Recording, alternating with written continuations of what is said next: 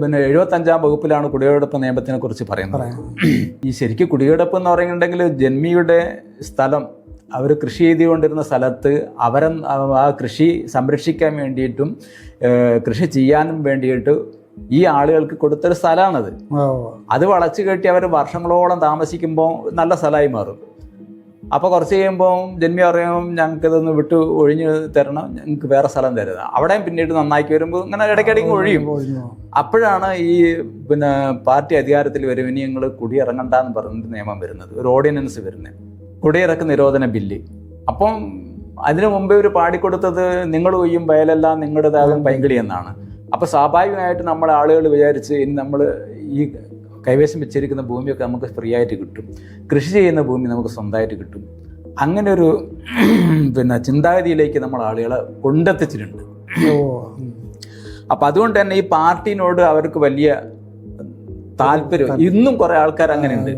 പക്ഷേ ഇതിൻ്റെ അകത്ത് വേറൊരു ചതി എന്താ പറയുന്നുണ്ടെങ്കിൽ, ഈ ഭൂപരിഷ്കരണത്തിൽ പിന്നെ ഭാരം ഏർപ്പാടുന്നുണ്ട് സംഭവം. അത് 15-ാം വകുപ്പിലാണ്. അത് പ്രകാരം പട്ടികക്കാരൻ കൈവശം വെച്ചിരിക്കുന്നത് പിന്നെ കൃഷി ചെയ്തുകൊണ്ടിരുന്ന ഭൂമി അവർക്ക് സ്വന്തമായിട്ട് ഫ്രീ ആയിട്ട് കൊടുക്കണം എന്നാണ്. അവിടെ ഫ്രീ ആണ്. നിങ്ങൾ എത്ര ഭൂമി കൃഷി ചെയ്യുന്നുണ്ടോ അത്രയും ഭൂമി അവർക്ക് ഫ്രീ ആയിട്ട് കൊടുക്കണമെന്ന് ഭാരം ഏർപ്പാടിലൂടെ പറയുന്നുണ്ട്. മനസ്സിലായില്ലേ? പക്ഷേ പാർട്ടിക്കാർ എന്ത് ചെയ്യുന്നറിയുന്നുണ്ടെങ്കിൽ ആദ്യം തന്നെ 75-ാം വകുപ്പിലെ പിന്നെ ഈ കുടിയടപ്പ് നിയമം നടപ്പിലാക്കി. അവിടെ എന്ത് പ്രശ്നമുണ്ടെന്ന് പറയുന്നുണ്ടെങ്കിൽ, കുടിയടപ്പ് നിയമം ആദ്യം പാസ്സാക്കി കഴിഞ്ഞാൽ കുടിയടപ്പിലൂടെ ഭൂമി കിട്ടി കഴിഞ്ഞാൽ 3 സെന്റിലധികം ഭൂമി കിട്ടിക്കഴിഞ്ഞാൽ വേറെ ഭൂമി യാതൊരു തരത്തിലും കൊടുക്കാൻ പാടില്ല. അപ്പം അതവിടെ അടച്ചു കളഞ്ഞു. നേരെ മറിച്ച് 15-ാം വകുപ്പാണ് ആദ്യം നടപ്പിലാക്കിയിരുന്നെങ്കിൽ ഏക്കർ കണക്കിൽ ഭൂമി SC/STക്ക് കിട്ടുമായിരുന്നു. അപ്പം അങ്ങനെ ഒരു ദോഷം അവർ ചെയ്തിട്ടുണ്ട്. ഒരു സ്ഥലത്ത് ഞങ്ങൾ ഫ്രീ ആയിട്ട് കൊടുക്കുന്നു പറയുന്നു, മറ്റേ സ്ഥലത്ത് ഒരു കൊടുക്കില്ല എന്ന് പറയുന്നു.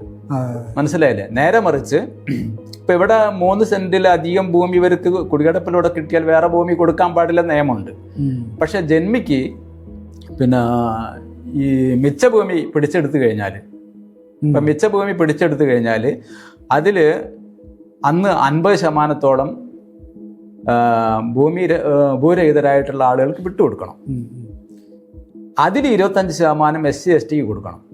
പക്ഷേ SC/STക്ക് കൊടുക്കുമ്പോൾ സർക്കാരിന് ആവശ്യമുള്ള ഭൂമി, ഇപ്പോൾ ആശുപത്രി, ബസ് സ്റ്റാൻഡ്, അതുപോലുള്ള മുഴുവനും ഈ SC/STക്ക് മാറ്റിവെച്ച പിന്നെ ഭൂമിയിൽ നിന്ന് എടുക്കണം. സ്കൂളുകൾ, അതെ, മുഴുവൻ എടുത്തു കഴിഞ്ഞ ശേഷം മാത്രമേ അവർ കൊടുക്കാൻ പാടുള്ളൂ. ബാക്കി ഇല്ലെങ്കിൽ ഇല്ല. ബാക്കി 50% ഉണ്ട്. ഈ ബാക്കി 50% ചെറുകിട കൈവശക്കാർക്ക് ആയിട്ടുള്ള ജന്മിമാർക്ക് കൊടുക്കണം.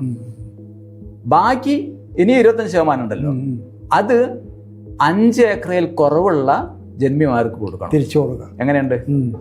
നേരത്തെ പട്ടികക്കാരൻ്റെ സംബന്ധിച്ചിടത്തോളം കുടികടപ്പ് 3 സെന്റിൽ കൂടുതലുള്ളവന് ഭൂമി വേറെ കൊടുക്കാൻ പാടില്ല. നേരെ മറിച്ച് ജന്മിക്ക് അവൻ 5 ഏക്കറിൽ കുറവുള്ള ആൾക്കാർക്ക് വീണ്ടും മിച്ച ഭൂമി കൊടുക്കാം. ഇത്തരം കാര്യങ്ങൾ പറഞ്ഞത് കൊണ്ടാണ് ഈ CPM ആൾക്കാരൊക്കെ പുസ്തകത്തിനെതിരെ വന്നത്.